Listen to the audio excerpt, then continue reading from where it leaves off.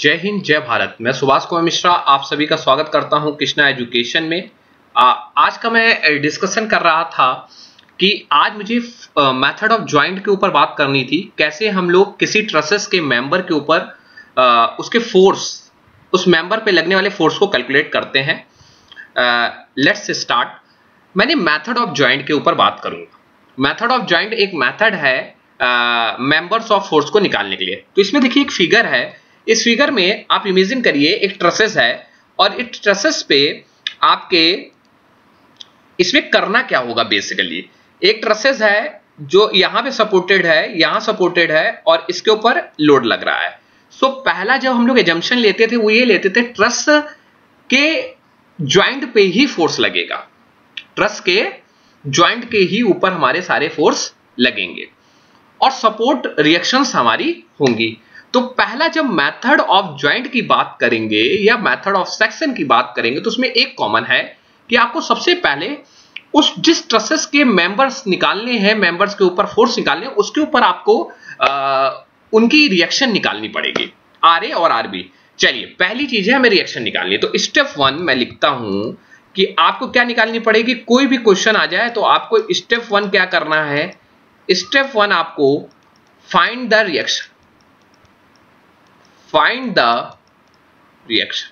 और रिएक्शन कैसे फाइंड होती है ये हमने वीडियो 3 और 4 में आपको बता रखा है कि ट्रसेस में रिएक्शन को कैसे फाइंड करते हैं। आप ट्रिग्नोमेट्री के रूल को लगा के मूवमेंट की डिस्टेंस निकाल लीजिए और उसमें वर्टिकल इक्विलिब्रियम, 3 कंडीशन आपके summation of all vertical forces is equal to 0, summation of all horizontal forces अभी तो है नहीं कहीं पे, इसलिए हम लोग कंसीडर नहीं कर रहे हैं। कोई क्वेश्चन आ जाएगा तो उस तरह की बात हम लोग कर लेंगे। And the movement acting on that particular point is equal to 0। इस पे लगा के हम लोग रिएक्शन निकाल चुके हैं जिसको बहुत तरीके से आपको समझाया गया है। अब स्टेप 2 में क्या करेंगे, हम एक एक ज्वाइंट की बात करेंगे, एक एक ज्वाइंट, एवरी ज्वाइंट पे बात करेंगे। जैसे मैंने ऊपर एक फिगर दिया है, ऊपर एक फिगर दिया, मान लीजिए ए है और ये पॉइंट बी है और ये पॉइंट सी है। तो यहां पे कितने ज्वाइंट है, यहां पे 3 ज्वाइंट है। Very good. यहां पे कितने ज्वाइंट है, यहां पे 3 ज्वाइंट है बेटा। और इन 3 ज्वाइंट में सबसे पहले आपका क्या काम है, रिएक्शन निकालना है। जब मैंने रिएक्शन निकाली तो एक की रिएक्शन एक आ रही है और दूसरे की भी रिएक्शन एक आ रही है, ये तो मिल गया। तो तुम्हारा पहला वाला तो स्टेप पूरा हो गया। दूसरा वाला स्टेप है ज्वाइंट पे चलो, हर ज्वाइंट पे आओ। तो जब तुम एक जगह पे होते हो, जैसे इमेजिन करो जब तुम यहां पे बैठे हो तो तुम्हें दूसरे जगह की सूचना तब मिलेगी जब तुम पूछोगे, दिखेगा नहीं।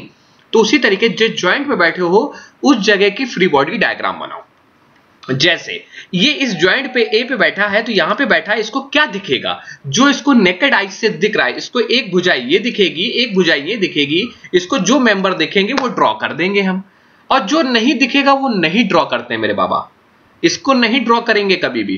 क्यों, तो हमें 3 से 2 वाला मेंबर नहीं दिखेगा क्योंकि ये बैठा यहां पे है तो इसके घर की कहानियां इसको दिखेंगी। तो सीधा सीधा वर्ड है, जिस पॉइंट पे जो जो कनेक्ट है मेंबर उसको बस लेते हैं। ए पे कौन सा मेंबर कनेक्ट है, ए पे कनेक्ट है 3 वाला और ए पे कनेक्ट है आपका 2 वाला। अब आपकी दूसरी चीज, एरो कैसे डिफाइन करेंगे। यहां पे एरो डिफाइन करते हैं क्योंकि हमें फोर्स के 2 वैल्यू होते हैं। आपको मालूम, फोर्स 2 तरीके से आपके लगाया जा सकता है।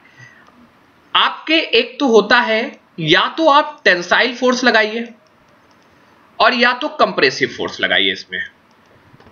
अब देखिए, जब कोई मान लेते हैं, लेट अस सपोज ये हमारा एक कोई स्पेसिमेन है और जब हम इसमें दोनों तरफ से इसको घसीटेंगे, दोनों तरीके से इससे घसीटेंगे, equal and opposite force, equal force लगेंगे दोनों तरफ।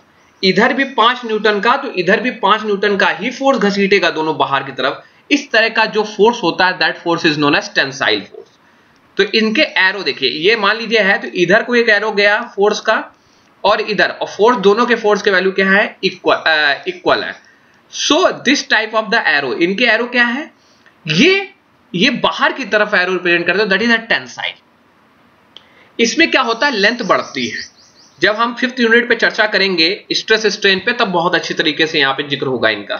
जब मैं इसी डब्बे को, इसी ब्लॉक को मैं क्या करूंगा, दबाऊंगा फोर्स से, जब मैं इसको दबाऊंगा, स्क्यूज करूंगा, जब मैं इसको दबाऊंगा तो क्या होगा कि इस पे जो पर इस तरह का जो फोर्स लगेगा, that force is called the compressive force, that force is called the compressive force. आप देखिए लॉजिक की बात, जब अब तुम्हें यह देखना है, जब तुम्हें जिस मेंबर में एक एक स्टेप देखिएगा बिल्कुल क्लियर से, step 1 find the reaction, step 2 joint, step 3 आपको यह देखना है कि डायरेक्शन कैसे लेते हैं।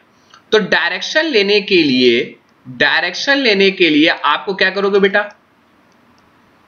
डायरेक्शन लेने के लिए आप ये देखोगे कि जिस पे डायरेक्शन मालूम है, मान के चलो इस मेंबर पे लोड कितने का लग रहा है, 2 का, कितने का लग रहा है, 2 का। सो 2 का मेंबर नीचे की तरफ लग रहा है, दबा रहा है इसको, इस मतलब ये मान लो ये है, यही मेंबर हुआ 1 से 2 के तरीके, ये देखिए मेरे स्क्रीन पे 1 से 2 इस तरह हुआ, खड़ा है बिल्कुल, और इसके ऊपर इस पॉइंट पे, सी पॉइंट पे 2 का दबा रहा है। तो दबा रहा है इसका मतलब एरो अंदर की तरफ। क्या ए से बी की तरफ कोई लोड दिख रहा है? ऐसा कुछ ए पॉइंट पे लोड ऊपर की तरफ जा रहा है, लेकिन ए से 2 की तरफ नहीं लग रहा है, और 2 पे भी ऊपर की तरफ जा रहा है, इसलिए कोई लोड नहीं मालूम है। मेरी रिएक्शन है ये, एक तो इनकी ऊपर की तरफ लग रही है। सो हमें ये पता चला कि ये रिएक्शन है, तो रिएक्शन किसके कारण आ रही है? इस 2 किलो न्यूटन के कारण एक की रिएक्शन निकल रहा है।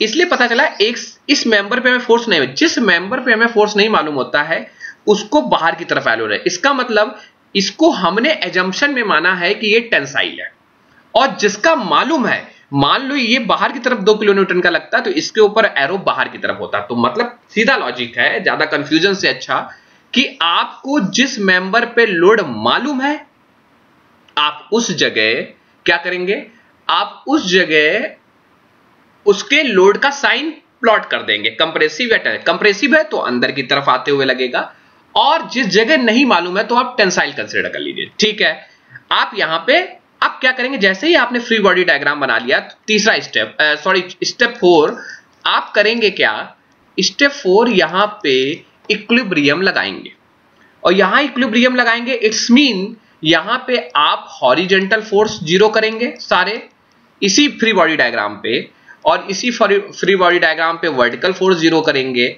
और इसी फ्री बॉडी डायग्राम पे आप सारी चीजें कैलकुलेट करेंगे। फिर जैसे ही यहां पे आपके मेंबर का फोर्स निकल आएगा तो आप दूसरे ज्वाइंट पे बढ़ेंगे। तो आप किस ज्वाइंट पे बढ़े, ज्वाइंट 2 पे आ जाएंगे, ज्वाइंट 2 पे आ जाएंगे। फिर वही चारों स्टेप हम करेंगे, क्या करेंगे, यहां पे फ्री बॉडी डायग्राम बनाएंगे, सॉरी यहां पे फ्री बॉडी डायग्राम बनाया, तो जो हमें दिखा वो लिख दिया, ये दिखा ये दिखा। अब मान लो कि तुम्हारा 1 से 2 वाला फोर्स तुम्हें पता चल गया कंप्रेसिव है, 1 से 2 वाला फोर्स तुम्हें पता चल गया कंप्रेसिव है, तो तुम क्या करोगे, कंप्रेसिव का एरो इधर अंदर की तरफ होता है, जहां से स्टार्ट होता है वहां पे, और मान लो टेंसाइल होता तो एरो क्या कर देते, बाहर की तरफ, जो तुमने इमेजिन किया वही बाहर की तरफ लगता।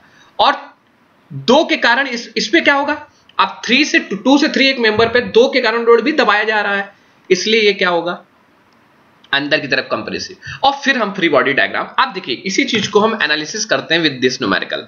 अब हम ये न्यूमेरिकल की तरफ बात करते हैं।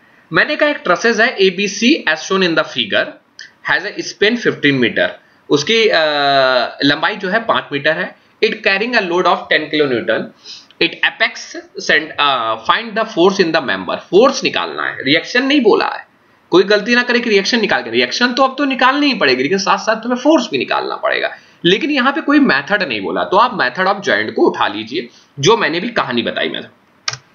चलिए ये आपका फोर्स है, इस फोर्स पे पहले क्या करेंगे, पहला स्टेप क्या था, फाइंड द रिएक्शन। हमें क्या करना होता है, पहले तो ये समझिए क्वेश्चन में, ट्रसेस के क्वेश्चन में पहले रिएक्शन निकालो, रिएक्शन निकालने के बाद आपकी रिएक्शन निकल गई, आप एक एक ज्वाइंट के ऊपर बढ़िए, आप जिस ज्वाइंट पहले ज्वाइंट को लेंगे उसकी फ्री बॉडी डायग्राम बनाइए, और उसकी फ्री बॉडी डायग्राम बनाएंगे, आपको फोर्स का डायरेक्शन मालूम है, जैसे इसमें मैं कराऊंगा, तो आपको ये देखना है उस पे फोर्स लग रहा है कंप्रेसिव, तो एरो अंदर की तरफ, नहीं फोर्स मालूम है क्योंकि फोर्स तो आपको कैलकुलेट करना है, लेकिन आप अपने मन से एरो मान लीजिए कि टेंसाइल फोर्स है, मान लीजिए टेंसाइल है। जब मान लो वैल्यू निगेटिव निकल के आता है, हम एरो चेंज कर देंगे, हमारा कोई मतलब नहीं है, हम एरो बता देंगे कि यहां माना हमने कंप्रेसिव टेंसाइल था, लेकिन वैल्यू निकली है कंप्रेसिव, इट्स मीन मैंने जो एरो माना था वो गलत माना था। मान लो वो वैल्यू पॉजिटिव निकली, तो इसमें जो मैंने एरो माना है वो पॉजिटिव निकला है। तो एजम्पशन पे बेस पे हम लोग काम करते हैं। तो देखिए स्टार्ट करते हैं इस न्यूमेरिकल को।